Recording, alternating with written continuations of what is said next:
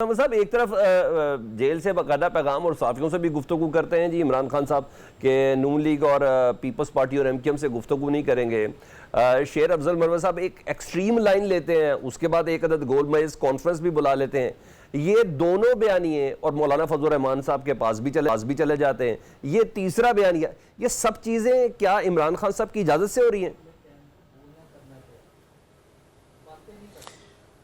बिस्मिल्लाहिर्रहमानिर्रहीम। देखिए, I presume कि जो भी आ रहा है वो सच बता रहा है, और जैसे जैसे हम लोगों को जो पता चल रहा है हम वैसे वैसे अपना वो कर रहे हैं। अच्छा, ये याद रखें कि जब आप कोई चीज़ काम कर रहे होते हैं, आप वक्त के साथ साथ अपनी स्ट्रैटेजी को चेंज करते हैं। डिपेंड करता है कि अगले बंदे का स्टांस क्या है, रिस्पॉन्स क्या है, आप अपनी स्ट्रैटेजी। फॉर एग्जांपल, मैं कहता हूं कि स्पिनर लेकर आना है, लेकिन अगला आदमी स्पिनर अच्छा खेल रहा है, तो मैं उसकी बजाय मैं फास्ट बॉलर ले आऊंगा या कुछ और कर लूंगा। तो ये स्ट्रैटेजी चेंज होती रहती है। तो अगर आप अभी देखें, अभी तक जैसे जैसे हम लोग स्ट्रैटेजीज कर रहे हैं वो सारी चीजें ठीक जा रही हैं। अगर पाकिस्तान की ये जो पॉलिटिकल एलीट है, अगर ये लोग कॉन्स्टिट्यूशन पे बिलीव करते तो ये सारे मसले कभी ना होते, 9 मई भी कभी ना होता। क्यों? मार्च 2023 में 2 सूबों में इलेक्शन हो गए होते। अच्छा, तकरीबन अगस्त अक्टूबर में नेशनल असेंबली के भी इलेक्शंस हो गए होते, ये मसले ही ना होते। ये सारे मसलों की जड़ जो है ना, हम कॉन्स्टिट्यूशन की वायलेशन करते हैं, जैसे मर्जी भी हो। यानी आप कह रहे हैं कि ये स्ट्रेटेजी का चेंज है। कोई भी जवाब ढूंढ सर, स्ट्रेटेजी जितनी मर्जी चेंज हो, बॉलर स्पिन रिक्वायर्ड है क्या वो या फास्ट बॉलर, लेकिन नो का साइन तो वही रहेगा ना, और वाइड का साइन भी वही रहेगा। तो ये जो भी मौलाना फजल रहमान साहब से मुलाकात हो रही है, गोलमेज कॉन्फ्रेंस की बात हो रही है, ये सारी स्ट्रेटेजी का चेंज है। अच्छा, मैं बताता हूं क्या है।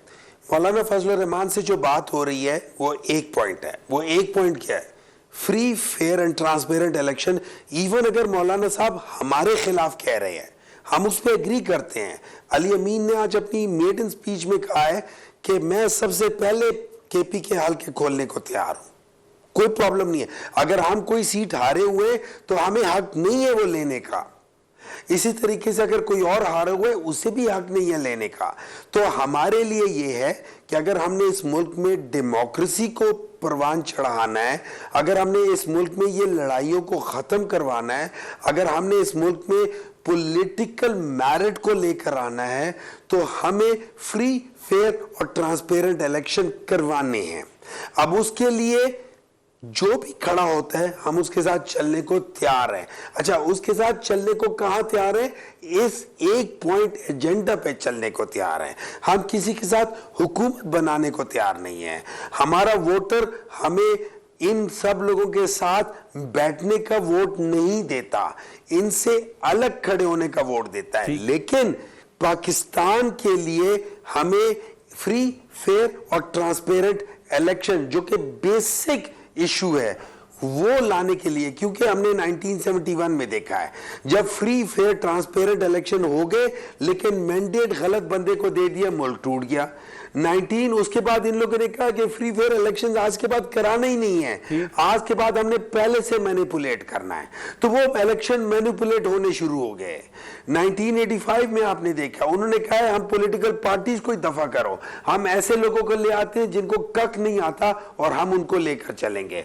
फिर 1990 में हमने उसामा बिन लादेन से देखा कि उधर से भी फंडिंग आ रही है। हमने देखा कि जो जनरल क्या नाम है अपने, उन्होंने भी कहा है, बेग साहब ने, और उन्होंने कि भाई हमने भी आईजीआई को फंडिंग दी, लोगों के अकाउंट में करोड़ों रुपए आ गए, उनको पता भी नहीं चला। इस दफा भी हमने देखा है कि पिछले 1-1.5-2 सालों में बाज लोग हैं, उनके बच्चों के अकाउंट में अरबों रुपए आ गए। नहीं, आज भी असेंबली के फ्लोर पर एक्स्ट्रा है। आज महमूद खान अचकज़ई के जो जुमले हैं ना, वो बहुत मानी खेजे। में आता हूं, भी उस पे भी आना है, मैंने बात करनी है। ये कुछ बहुत ज्यादा, मैं आता हूं, वो तो और बात है। देखिए, अचकज़ई साहब कुछ और कह रहे हैं, मैं आता वो हूं तो अभी कह रहे जनाब। हैं कि पैसे लिए हैं। मैं हमायूं